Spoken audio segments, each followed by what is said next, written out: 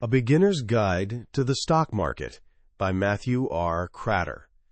Picture this: a man named Ronald Reed spending his days pumping gas and mopping floors at J.C. Penney. He drove a beat-up car, fixed his coat with safety pins, and lived so modestly that his neighbors thought of him as just another friendly guy scraping by. Then he died at 92, and everyone's jaw hit the floor. This humble janitor had secretly amassed $8 million. No lottery win, no rich uncle, just a simple habit that anyone could have copied. Ronald Reed discovered something most people never learn. The stock market isn't just for Wall Street sharks in expensive suits. It's actually the most democratic wealth-building machine ever invented, and he proved it by turning pocket change into a fortune that would make most executives jealous. That's the heart of what Matthew R. Kratter wants you to understand in his book. Kratter runs something called Trader University and spent over 20 years swimming in the deep waters of finance, including time at hedge funds. But he wrote this guide because he's convinced that financial freedom shouldn't require a Harvard degree or a trust fund. It should be available to the gas station attendant, the student drowning in debt, anyone willing to learn. Here's the problem, though. For most of us, the stock market feels like trying to read ancient hieroglyphics. Bulls, bears, moving averages, P/E ratios. It's like everyone's speaking a foreign language designed specifically to make you feel stupid. And then there are the horror stories, right? People losing their life savings overnight, markets crashing, fortunes evaporating like morning fog. Kratter wants to change that. He's handing you the decoder ring, the secret password, the key to a world that's been hiding in plain sight. And here's the beautiful part. Once you understand the basics, it's not nearly as complicated as the experts want you to believe. So forget everything you've seen in movies about frantic traders screaming into phones. For the next little while, we're going to walk the same path Ronald Reed walked. We'll start small, think clearly, and learn the surprisingly simple principles that can transform modest savings into serious wealth. By the time we're done, you won't just understand what stocks are. You'll have a complete roadmap showing you multiple paths forward. Whether you want to build wealth slowly while you sleep, or take a more hands-on approach that could potentially accelerate your journey. This isn't just about making money. It's about understanding how the modern economy actually works, and more importantly, how to make it work for you. Let's start with the most basic question. What in the world is a stock, really? Kratter asks you to imagine McDonald's as a giant pie. Not metaphorically giant. Literally imagine the entire company as one enormous pie. A stock is simply one slice. When you buy a share of McDonald's, you're not just getting some abstract financial instrument. You're becoming a part owner of actual restaurants, actual French fry machines, actual golden arches scattered across the planet. Buy enough slices, and theoretically, you could own the whole pie and become the burger emperor. Now, the price of each slice. That's constantly bouncing around. Why?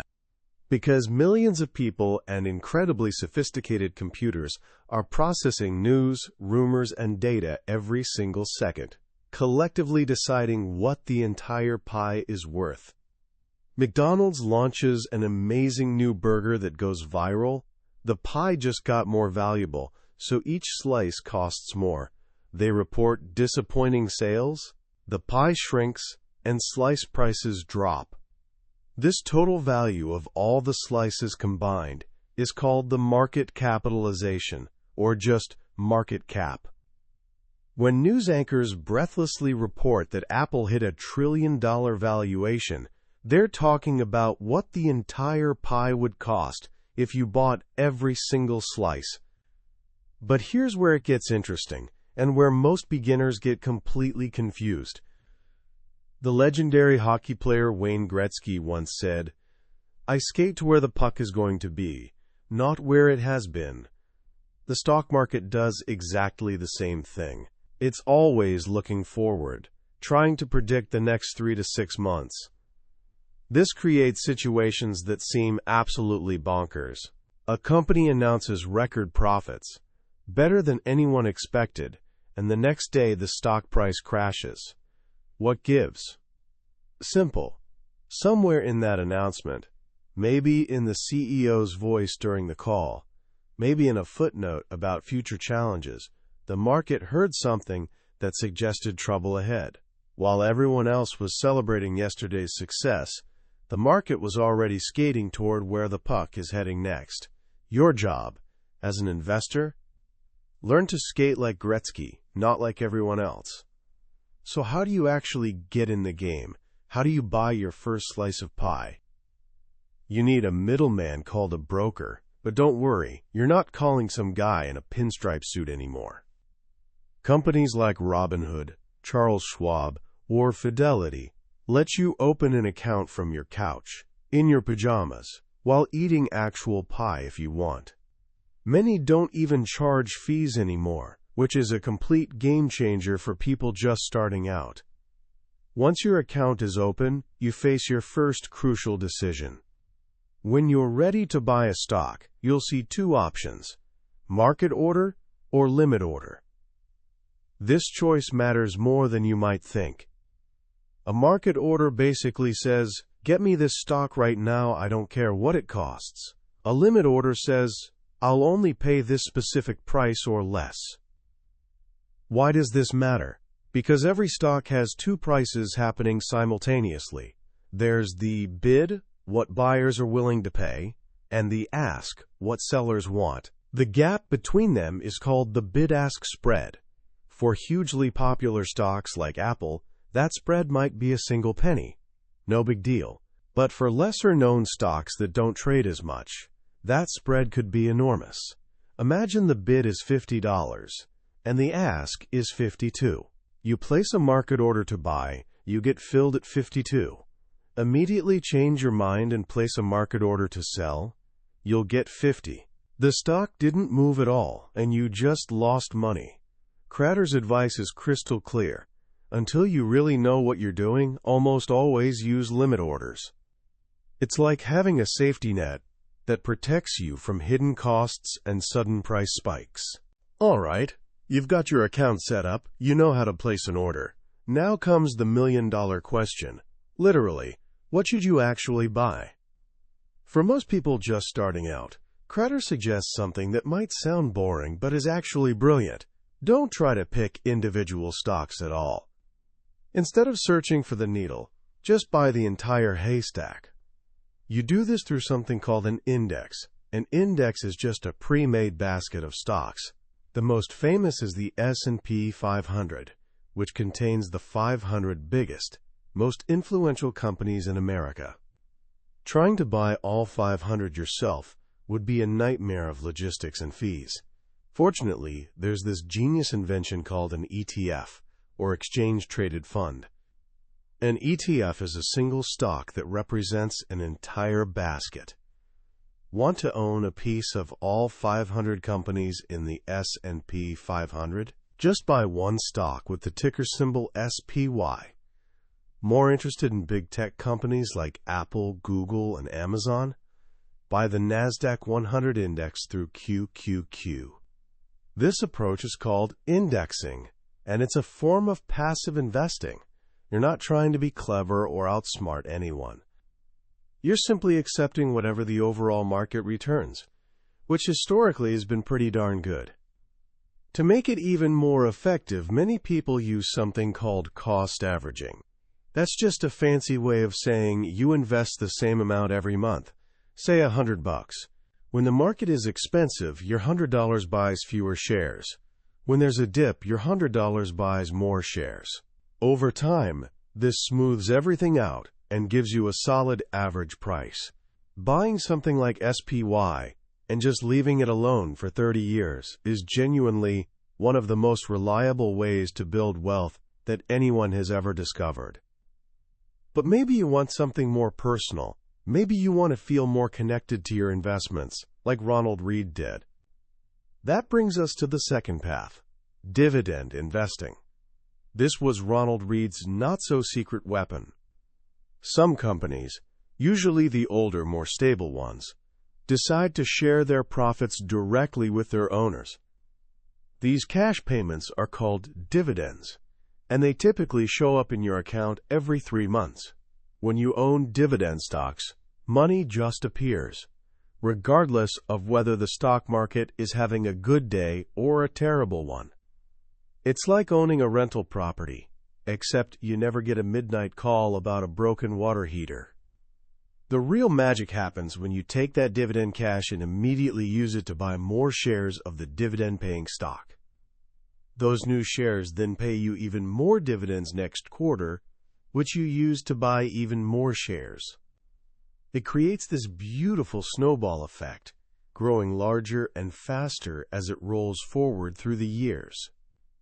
That's how Ronald Read transformed a janitor's modest paychecks into $8 million. The best dividend companies don't just pay dividends, they raise them every single year. There's even an elite club called the Dividend Aristocrats, companies that have increased their dividend every year for at least 25 consecutive years. We're talking about household names, Coca-Cola, Johnson & Johnson, McDonald's. You can even buy a basket of all the Dividend Aristocrats through an ETF with the ticker NOBL. When a company can send you real cash every single quarter for decades, raising the amount each time, that's a pretty reliable signal that it's a healthy, profitable business.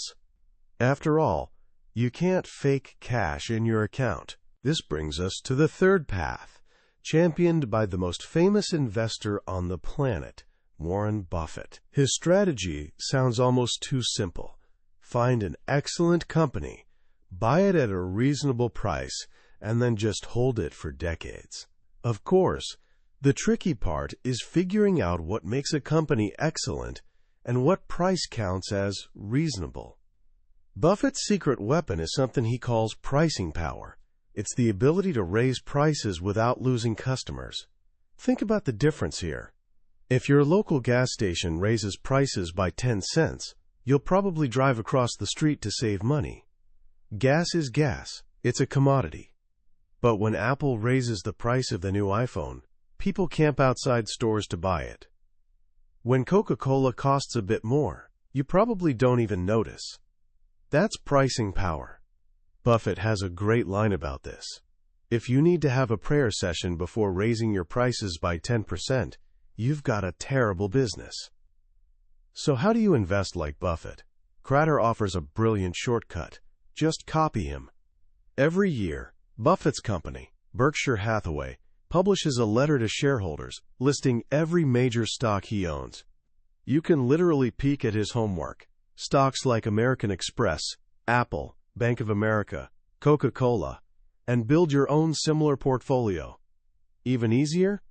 Just buy shares of Berkshire Hathaway itself, ticker symbol BRKB, and let the master do all the work while you relax.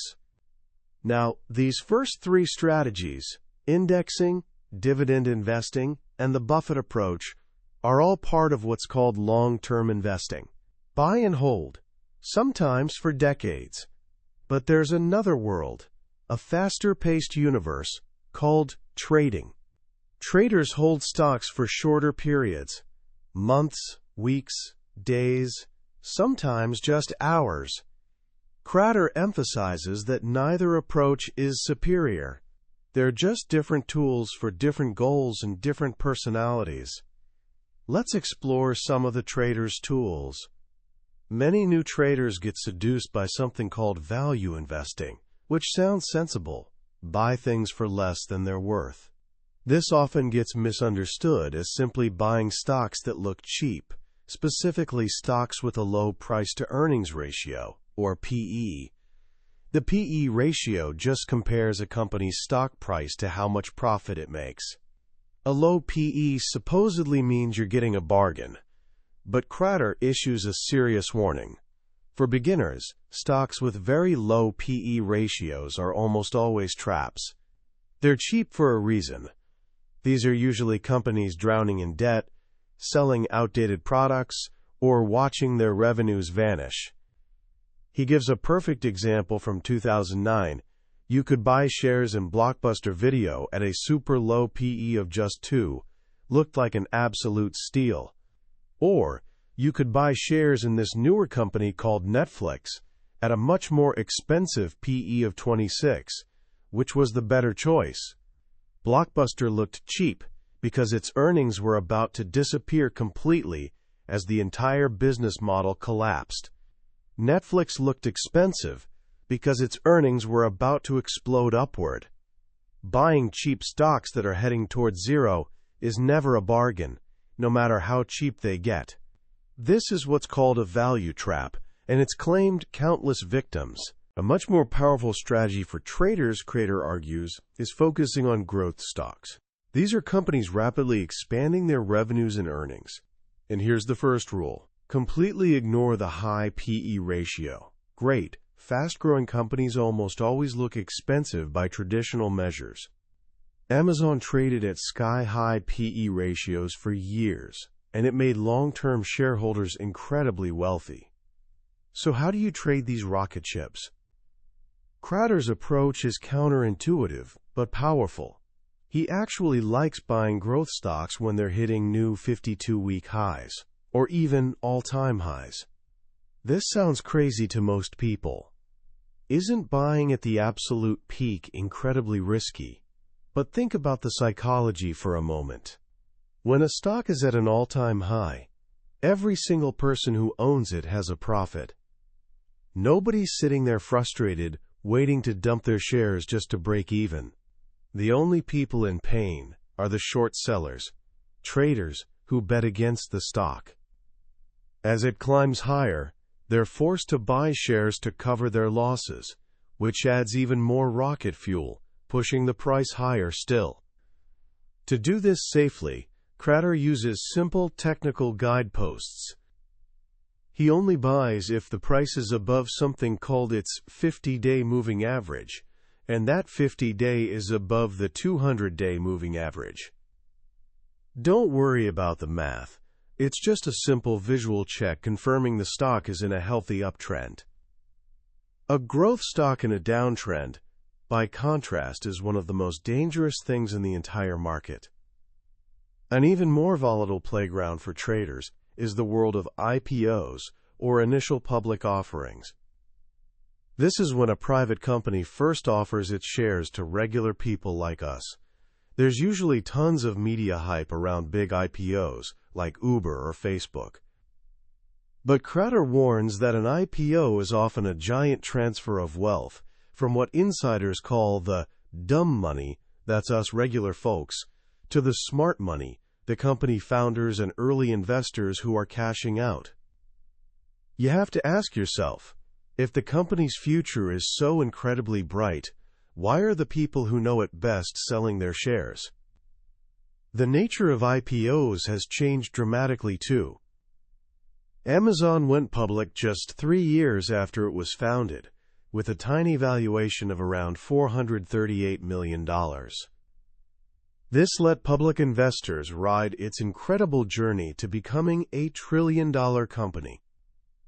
Compare that to Uber, which stayed private for 10 years and went public already valued at over $80 billion. Most of the explosive growth happened while regular people couldn't invest. For traders, though, the small number of shares available after an IPO, called a small float, can create massive volatility, which means both huge risk and huge opportunity if you have strict discipline and use stop losses. Finally, Kratter shares one of the most intriguing strategies in the entire book, a way to make money from a stock that's going absolutely nowhere. Let's say a stock has been stuck trading between $45 and $50 for months, just bouncing around in this range like it's trapped in a box. You can use something called a covered call strategy. The mechanics are a bit advanced, but the concept is simple. You buy 100 shares of the stuck stock. Then you sell someone else the right, but not the obligation, to buy those shares from you at a slightly higher price, say $50, by a certain future date. This is called selling a call option. For giving them this right, you get paid cash up front. If the stock stays flat or goes down and never reaches $50, the option expires worthless, and you just keep the cash premium you were paid. Plus, you still own your original shares. It's a way to generate income from stocks that are just bumbling along doing nothing. Whether you choose the path of the patient long-term investor or the more active short-term trader, your success will ultimately depend less on picking the perfect stock and more on avoiding critical mistakes. Kratter concludes his guide with what he calls the 5 commandments for beginners, 5 rules you should write down and stick to your computer screen. First, don't buy stocks hitting 52-week lows. Trying to catch a falling knife is a recipe for bleeding money. Bad news travels in packs, and there's never just one cockroach hiding in the kitchen.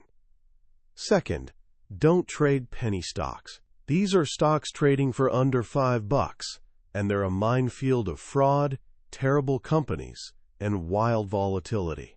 You're far better off buying 1 share of a $100 stock than 100 shares of a $1 stock. Third, don't short stocks. Shorting means betting a stock will go down, and it's advanced for one simple reason. Your risk is unlimited. Buy a stock, and the worst case is you lose what you invested. Short a stock, and it can theoretically go up forever, and your losses can exceed your entire account balance, actually putting you in debt to your broker. Fourth, don't trade on margin. Margin is just borrowing money from your broker to buy more stock. It amplifies everything. It doubles your gains when you're right, but it doubles your losses when you're wrong, which can wipe out new traders faster than you can blink. And fifth, perhaps most important, don't trade other people's ideas. That hot stock tip from your neighbor or something you saw on television is worse than useless. Even if the idea happens to be good, you won't have the personal conviction to stick with it when things get rough, because you didn't do the research yourself. True financial freedom doesn't come from being handed a fish. It comes from learning how to fish. Stepping back and looking at everything Matthew Kratter has laid out for us, the overwhelming feeling is one of genuine empowerment. The stock market, so often portrayed as this exclusive casino where only insiders win, turns out to be something completely different, a tool, a powerful wealth-building tool that, in our modern age, is genuinely available to anyone with a smartphone and some curiosity. What strikes me most about Kratter's message is his deep respect for individuality. He doesn't preach one single correct path to success. Are you patient, risk-averse, and happy to build wealth quietly over decades like Ronald Reed? Then dividend investing or indexing is your path. Do you have a talent for spotting future trends and a stomach for risk? Maybe growth stock trading is calling your name. The book's core philosophy is that market success comes from self-knowledge, finding the strategy that matches your psychology, your timeline, and your tolerance for watching your account balance bounce around. The most potentially life-saving part of this guide is that final section on the 5 huge mistakes that beginners make. These 5 rules are like guardrails on a mountain highway. They won't guarantee you'll reach your destination, but they'll dramatically reduce your chances of careening off a cliff. The warning against catching a falling knife by buying stocks at 52-week lows is a lesson that has saved disciplined investors fortunes, while ignoring it has cost emotional investors just as much. It's a simple, powerful reminder that in the stock market, what's popular is often profitable, and what's cheap is often cheap, for a very good reason. So where do you go from here? The journey from small beginnings to substantial wealth doesn't start with a giant leap. It starts with one manageable step. Here are a few you can take today. First, open a brokerage account. You don't even need to put money in it right away. Just go through the process. Demystify it. See for yourself that it's not some exclusive club with secret handshakes. Second, when you're ready, put in a small amount of money, an amount you'd be completely okay losing, maybe 50 or $100. Use it to buy one share of an ETF like SPY. Just one. Experience what it feels like to be a part owner of the 500 biggest companies in America. Watch it move up and down, not with fear or greed, but with curiosity. This single action will teach you more than reading a dozen books. Third, pick one strategy from this book that really resonated with you and start learning more about it. Did the idea of dividend aristocrats spark your interest? Google the list. Read about those companies. You don't have to invest a single penny yet. Just begin the process of learning to fish for yourself. That was a summary of A Beginner's Guide to the Stock Market by Matthew R. Kratter. We've touched on the core ideas today, but a summary is like looking at a travel brochure. It can show you beautiful pictures and describe amazing destinations, but it can never replace the experience of actually taking the journey yourself. The real value of this book is in the clarity and simplicity with which Kratter explains each concept, turning what feels impossibly complex into something you can genuinely grasp. This summary is your map, designed to help you decide if this is a journey you want to take. If anything we've talked about has sparked your interest, or made you feel that maybe, just maybe, this world isn't as intimidating as you thought, then I'd encourage you to pick up a copy. Reading it isn't just about learning facts. It's about taking that first crucial step toward your own financial future. And if you found this exploration valuable, I'd be grateful if you'd hit that like button and subscribe to the channel, so you won't miss our next deep dive into another potentially life-changing book. Let's keep learning and let's keep growing together.